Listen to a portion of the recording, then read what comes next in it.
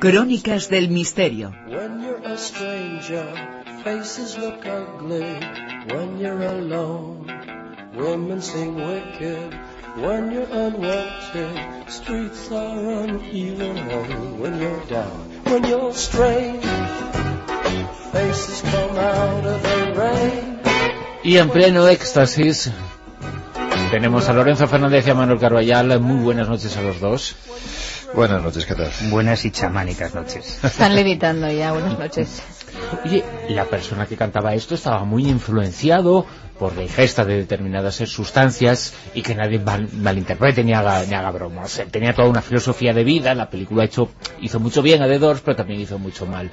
Pero sí que es cierto, y al principio de la película sale, que esas puertas de la percepción, y de ahí el nombre del grupo, tenían mucho que ver con Aldous Huxley, que a su vez también había bebido mucho de las fuentes tradicionales de personas como los chamanes, que utilizaban la ingesta de determinadas sustancias para abrir esas puertas. Yo supongo que el gran Rey Lagarto, Morrison, como muchos otros jóvenes en los años 60 y 70, fueron muy influenciados por toda esa corriente que reivindicaba las culturas tradicionales, y un poco después por un personaje fascinante del que hablaremos esta noche, Carlos Castaneda, que fue el gran divulgador, ¿no?, el que popularizó de gran forma en todo Occidente la cultura del peyote y de las drogas alucinógenas.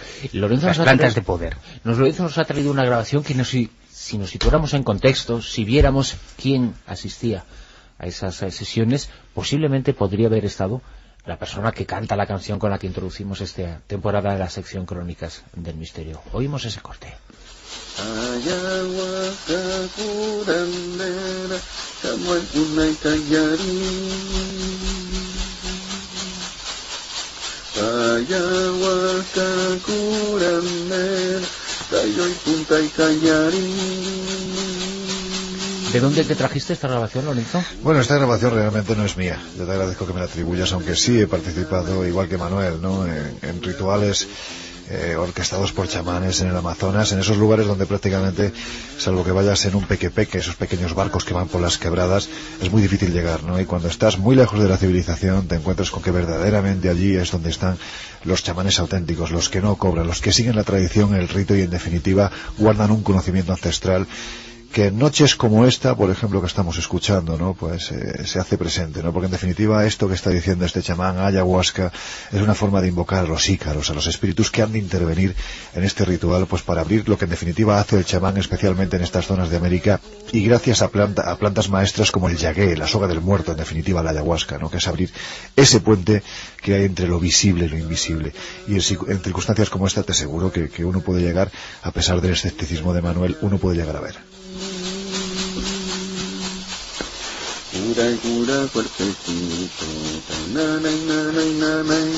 Siguen existiendo personajes como ese que está introduciendo esta apertura de las puertas de la percepción, pero cuando hablamos de chamanismo, Manuel, estamos hablando en cierto modo de la religión más antigua que existe sobre el planeta.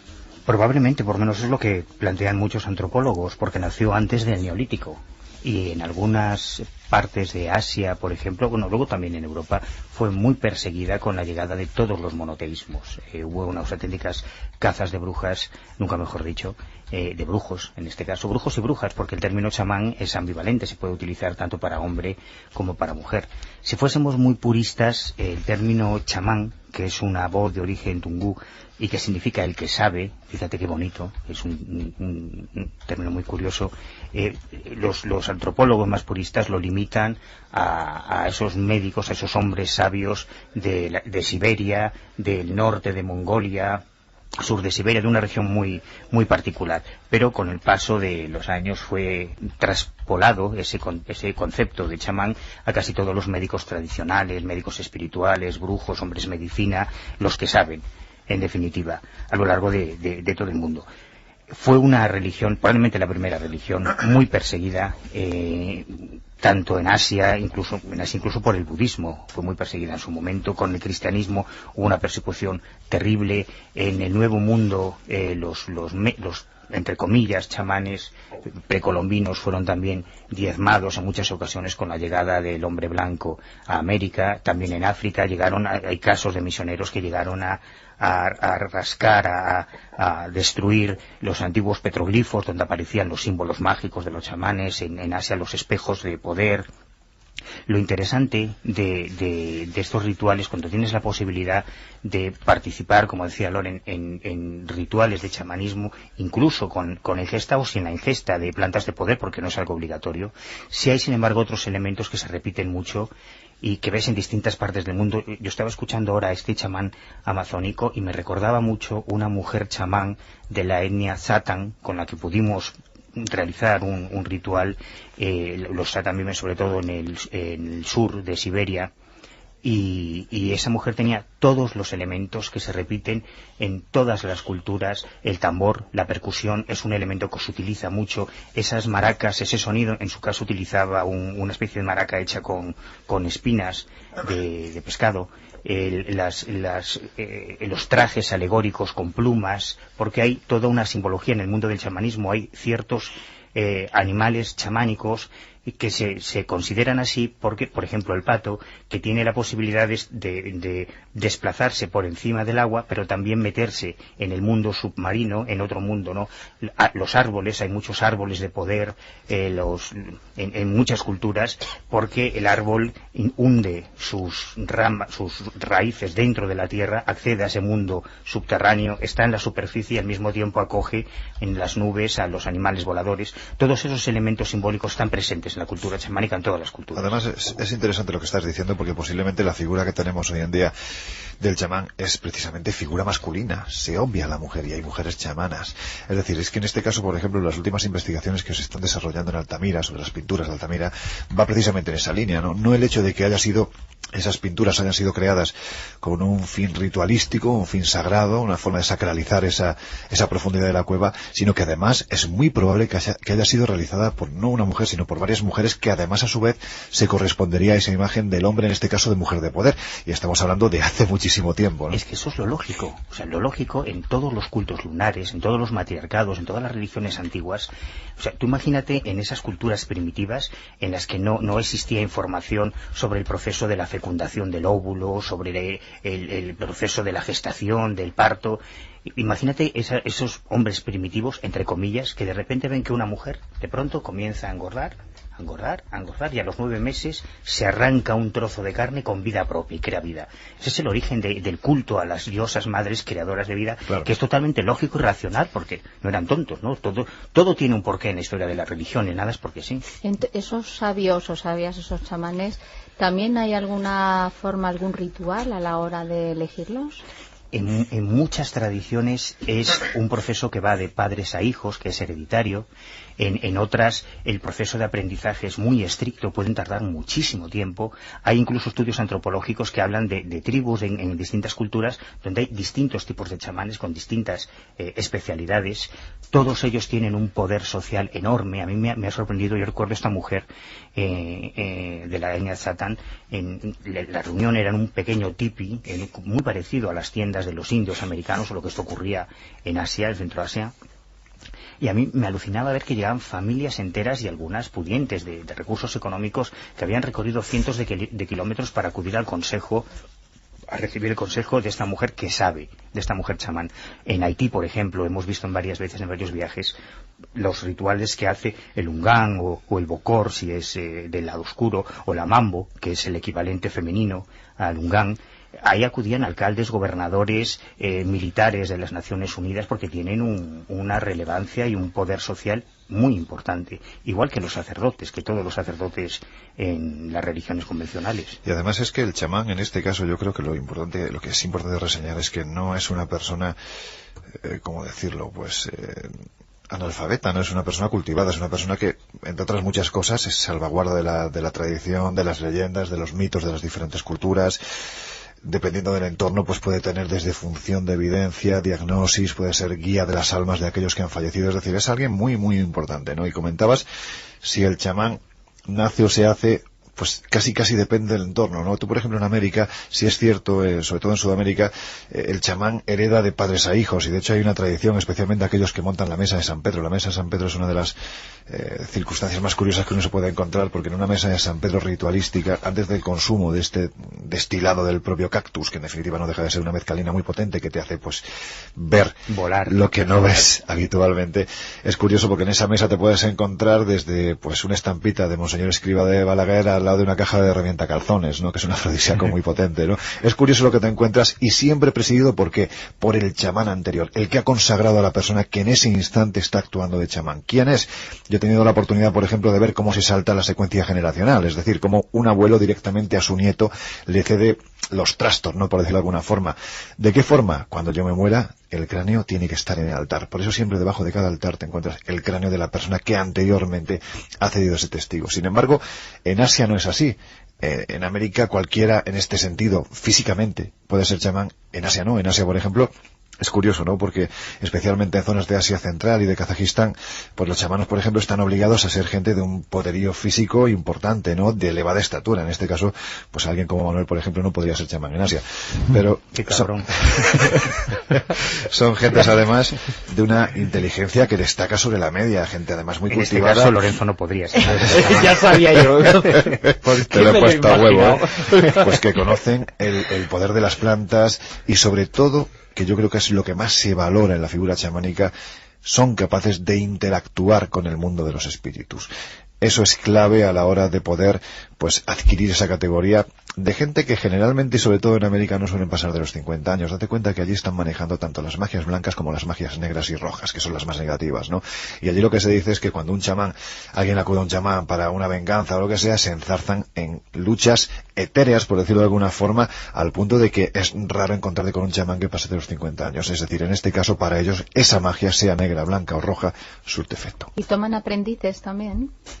Hay escuelas de brujería y de chamanismo, y hay también mucha picaresca en esto, porque es fácil, sobre todo a raíz de los libros de Carlos Castaneda, que la imagen del chamán se idealizó de una forma extraordinaria, ¿no? Parecía que es la panacea, ¿no? También hay mucha picaresca en el mundo de los chamanes, como la hay en el sacerdocio de cualquier religión, de todas, ¿no? Pero sin embargo, eso casi está empezando a ocurrir o está ocurriendo en los últimos decenios. Pero no nos quedemos... No lo creo, ¿eh? No, porque que tú tengas conocimientos, que seas una persona cultivada, que seas hábil con las plantas, con la farmacopea de la selva, etcétera, no significa que seas una buena persona. Y incluso que tú estés consagrado a una religión, unas prácticas espirituales, tampoco garantiza que seas una buena persona. Uno de los mejores ejemplos que conozco es el del putri, el polvo zombie. Sí. Es un compuesto químico de más de 100 elementos distintos, sobre todo la tetrodotoxina, esa sustancia que sale del pez globo, que se adorna de todo un entramado ritualístico, mágico, con un montón de pócimas y de historias, pero cuyo secreto real se ha mantenido, valga la redundancia, en secreto, y se ha fomentado la superstición de que los bokor lo que hacen es arrancar el espíritu de los muertos y poder revivir su cuerpo de nuevo, cuando todo es una cuestión de química, ¿no? Y en la historia del ilusionismo hay muchos ejemplos de picaresca, en África, sobre todo entre médicos tradicionales, que son muy hábiles prestidigitadores, pero que hacen parecer esos efectos de ilusionismo como poderes sobrenaturales y mágicos para mantener esa aureola, esa pátina de respeto y de temor de la que se rodean muchos chamanes. Hay de todo, como en todos los demás oficios. Pero quizás nos debemos de olvidar un poquitín de lo que es lo actual, ¿no? Ese negocio que se monta en torno a este tipo de figuras del chamán, ¿no? Pues lo hablábamos en la tertulia en la temporada pasada, por ejemplo, como determinados lugares como Iquitos, en mitad de la selva amazónica, es uno de los sitios de peregrinación de todo jovenzuelo que con 18 y 19 años decide tener una experiencia fuerte, y al final esas experiencias pues acaban francamente mal. Es decir, ahí tú pagas el rito, pero evidentemente un rito no se puede ni pagar ni se puede controlar el tiempo que dura, porque un chamán auténtico te dice que puede ir de las 4 horas hasta las 24, en media hora, ritos express, pues la verdad es que lo único que pueden dar es problemas. Y comentabas el tema de si hay escuelas. Yo me voy ahí al pasado, donde verdaderamente hay que beber, donde hay que leer y donde hay que creer. Y efectivamente, por ejemplo, una de las escuelas más importantes que uno se puede encontrar se enclavaba precisamente en el Tíbet, que era la escuela de los Engakpas, se llamaban, ¿no? Y esta gente además eran absolutamente repudiados por los monjes budistas de la zona. ¿Por qué? Porque esta gente estaba especializada en acudir a las aldeas y no solo curar a la gente, no solo actuar como actuaría un chamán en cualquier otra parte del mundo, sino que además peleaban contra los demonios que asolaban, que en este caso acosaban a los habitantes de esas aldeas. En definitiva, para vencer al enemigo pues hay que conocerlo, y se decía que muchos de estos engazpas pues no eran más que esos demonios que habían pasado al lado de la luz y por eso precisamente eran repudiados. Es decir, historias de todo tipo en el pasado tenemos, y lo más sorprendente es que estamos hablando de que es un fenómeno que se reproduce en todo el mundo cuando son culturas que generalmente pues no han coincidido ni cronológicamente ni físicamente. Es algo pues bastante curioso, ¿no? No hace falta irse tan lejos. Aquí en España hemos tenido también nuestros propios chamanes, desde los guadameñes, de los guanches en las Islas Canarias, hasta las famosas meigas, que yo no creo en ellas, pero a ver, las airas, que eran las sabias. El chamanismo hace más referencia al personaje que a la cultura en sí. No es una religión unificada, sino que chamanes son determinados personajes independientemente del contexto religioso en el que se... Pero además es obvio, porque los seres humanos, por mucho que se empeñen algunos en decir lo contrario, somos esencialmente iguales, sin distinción de lenguas, de razas, de credos, de colores, de nada. Y en todas las culturas, a lo largo de toda la historia, en toda comunidad humana, ha habido muerte, ha habido enfermedad, ha habido miedo, ha habido tristeza, y siempre hay un personaje. Las meigas en Galicia son conocidas como las sabias. Precisamente yo he tenido la oportunidad de entrevistar a varias de estas mujeres ya ancianas que además decían eso, que ellas normalmente le iban depositando sus conocimientos sobre las plantas, sobre los huesos, las manciñeiras, las parteiras, todos estos personajes de la cultura tradicional gallega en sus hijas y después en sus nietas, pero que ahora con las cosas modernas de las discotecas, del teléfono móvil, pues claro que las chicas jóvenes pues ya no les interesa esto de estar ahí con la abuela en la lareira para que le cuente las historias de las plantas y demás, y se van perdiendo estos oficios tradicionales, ¿no? Pero esos son los personajes a los que se acudía en esas comunidades cuando se buscaba consuelo, no necesariamente un problema de salud, a veces era un problema sentimental, un problema de trabajo, y analizando la bibliografía, los ensayos que se han hecho, la verdad es que solían ser personas muy razonables que daban consejos muy razonables y muy ingeniosos la mayoría de las veces.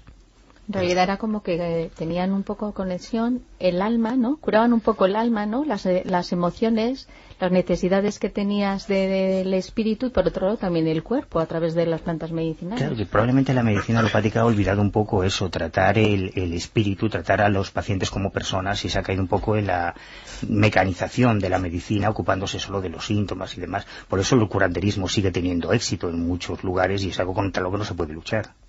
Porque esencialmente un chamán también es un curandero, siempre ha sido un curandero.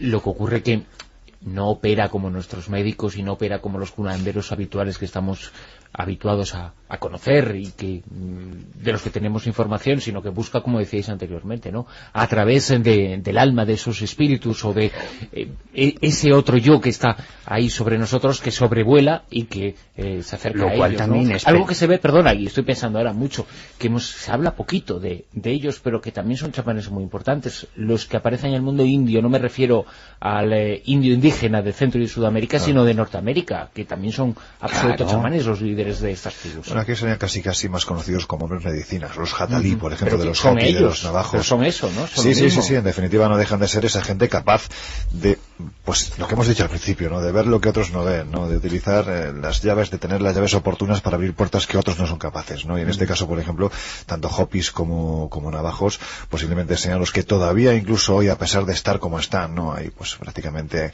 hacinados en las reservas, todavía siguen poniendo en práctica esos ritos que nos vienen de un pasado absolutamente fascinante, ¿no?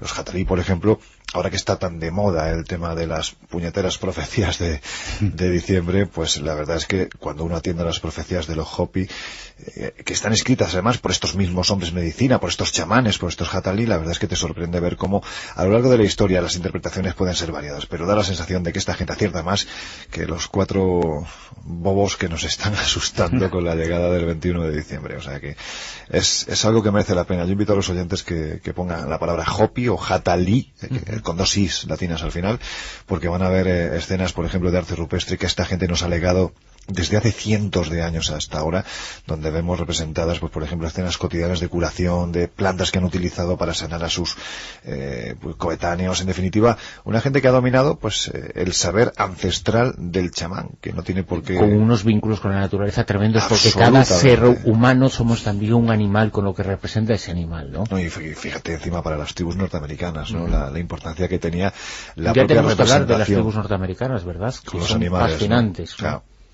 En relación a todas estas temáticas, al chamanismo, pero a cualquier ciencia o cualquier disciplina de las que hablamos, tiene Habría que muchísimo hablar de algo hablar. que le va a molestar mucho a Manuel, que es de los Kachina, por ejemplo, ¿no? Dentro del mundo Hopi, los Kachina son algo así como unas personajes bastante curiosos que han sido como una especie de maestros instructores que vienen de muy lejos, pero bueno, eso ya lo dejaremos para más adelante. Discutiremos ahí también. Seguramente. Y antes hacías referencia a los peligros también, ¿no?